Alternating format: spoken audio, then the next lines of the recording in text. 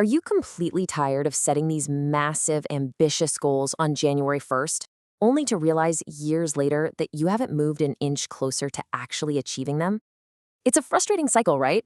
We start with the absolute best intentions, but then, well, life gets in the way. Today, we're exploring a direct, highly structured approach to goal achievement by breaking down the ultimate focus strategy. If you're a focused learner looking to truly master your productivity and finally turn those long-term dreams into reality, you are in exactly the right place. Let's crack the code on how to actually get things done. Okay, let's take a super quick look at our roadmap for this explainer. We're going to start with the goal-setting trap, then break down the ultimate focus strategy itself. After that, we'll walk through the specific steps, starting smart, finding your true motivation, developing powerful focus, and finally, we'll wrap up with the art of smart laziness. All right, diving right into section 1, the goal-setting trap and why we fail. So why do so many of our most important goals end up failing? Think about people you know. Maybe you've got a friend who endlessly talks about starting a $1 million business, but they're still working a dead-end job they absolutely despise. Or, a colleague who bought all the fancy gear to pick up a new instrument, but gave up completely after just 2 weeks? We care deeply about bettering our circumstances. We spend our hard-earned money on it, we spend time thinking about it, yet we still stumble. But here's the thing, there is absolutely nothing wrong with you. You are perfectly capable of achieving big things. What's actually broken is your approach to focus. To fix that approach, we're going to use the Ultimate Focus Strategy by Martin Meadows as our guide today. Now, I want to be perfectly clear right out of the gate. This is not some magical quick fix. Meadows himself used this exact framework to pull his own life together. He used it to overcome crippling, debilitating shyness, to rebuild his health, and, perhaps most impressively, to launch a successful business after 6 grueling years of constant failure. It requires sweat, it requires pain, and serious grit. But if you are willing to embrace it, it absolutely works. Moving on to Section 2, the Ultimate Focus Strategy and its core principles. Look, I've got to be straight with you. This tough love strategy won't work for everyone, and it's vital to recognize when to step back. First off, if you are already making great progress towards your goals using your own methods, hey, don't change your system. Keep going. Second, if you're waiting for an overnight miracle without putting in the sweat and those early mornings, this just isn't for you. And third, if you fundamentally lack the self-belief that you can succeed, this strategy will fall totally flat. You have to bring your own conviction to the table. You have to truly believe that the effort you've put in will eventually pay off. Let's jump into Section 3. Step 1, start smart, which means setting the right goal. Imagine you've got an empty glass. If you fill that glass right to the brim with sand, and by sand, I mean all those small, trivial, nice-to-have goals like redecorating your office or picking up a casual weekend hobby, you will literally never be able to fit the big rocks inside.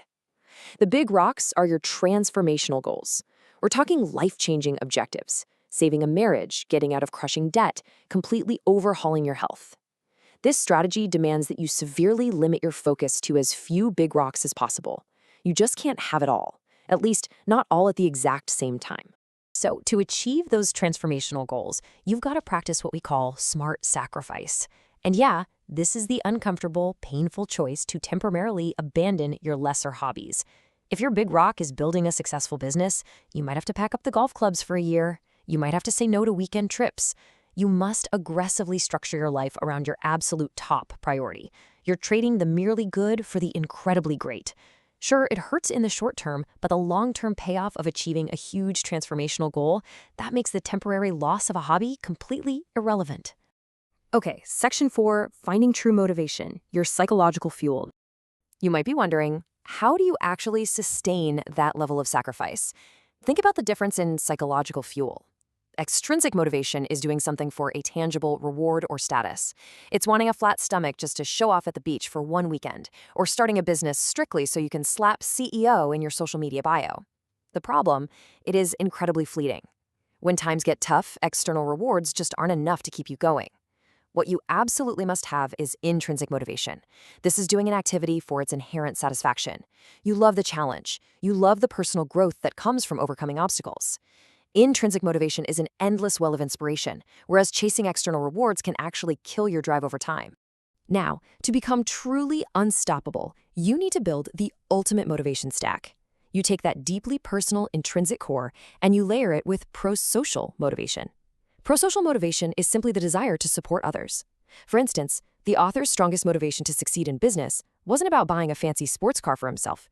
It was making enough money to help his parents realize their lifelong dream of moving to the countryside. When you combine your own internal joy for the process with a selfless desire to help the people you love, wow, you tap into a superhuman level of grit that makes quitting practically impossible. Moving into Section 5, developing powerful focus and sticking to one path. With your motivation completely locked in, you need to pick a direction. Because let's face it, endlessly jumping between unproven ideas every time you hit a roadblock is a recipe for disaster. You must test and lock in a new path using a solid 4-step method. First, do your homework and find proven, tried-and-true methods. Ignore the gimmicky shortcuts. Second, eliminate the ones that don't logically fit your life. If a diet demands you eat foods you're allergic to, well, drop it immediately. Third, look really closely at the drawbacks. Can you handle the daily grind and the negative aspects of this path? Finally, pick one single strategy and stick to it long enough to actually see results. Stop the endless jumping around. Now, in our highly distracted world, sticking to that one path requires immense concentration. But here's the really good news. You can actively train your brain to tune out distractions through specific immersive lifestyle practices. Try practicing mindfulness while you eat, focusing entirely on the meal rather than scrolling on your phone. Try completely unplugging to do immersive reading or writing for an hour a day. Or get into high-focus individual sports like rock climbing or martial arts. Think about it. In rock climbing, if you lose focus for even a second, you fall. There are immediate physical consequences. These types of activities actively rewire your brain's circuitry to sustain deep focus over long periods, which directly translates to crushing your goals. And finally, Section 6, the art of smart laziness, prioritizing results. I absolutely love this powerful quote from Bruce Lee. He said, "It's not the daily increase, but daily decrease. Hack away at the unessential." Working smart actually means ruthlessly stripping away unnecessary tasks. Think about it like this.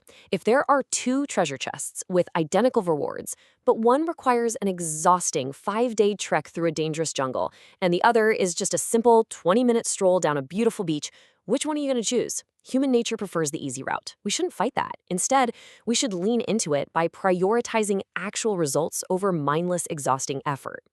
Practically speaking, this means you aggressively need to build a not-to-do list. You have to drop activities that trigger laziness and steal your time, without delivering results. For the author, watching English TV series or playing video games were these huge laziness triggers that completely ruined his work momentum. So what did he do? He eliminated them completely. He also dropped social media because it just didn't move the needle for his specific business goals. Stop trying to do 100 things inefficiently just to feel busy. Build a not-to-do list, delegate the trivial tasks, drop the time wasters, and fiercely protect your focus. So what is the one thing you can do such that by doing it, everything else will be easier or unnecessary? I really want to leave you with this profound, actionable question from Gary Keller. When you sit down to work tomorrow, please don't look at a massive to-do list and start with the easiest, most trivial task just to check a box. Look at your ultimate transformational goal and ask yourself this exact question. Find your one big rock and start right there. Build your momentum. Embrace the boredom of the daily process, stick to your chosen path, and watch your most ambitious goals become a reality. Thank you so much for exploring the ultimate focus strategy with me in this explainer. Now go find your one thing.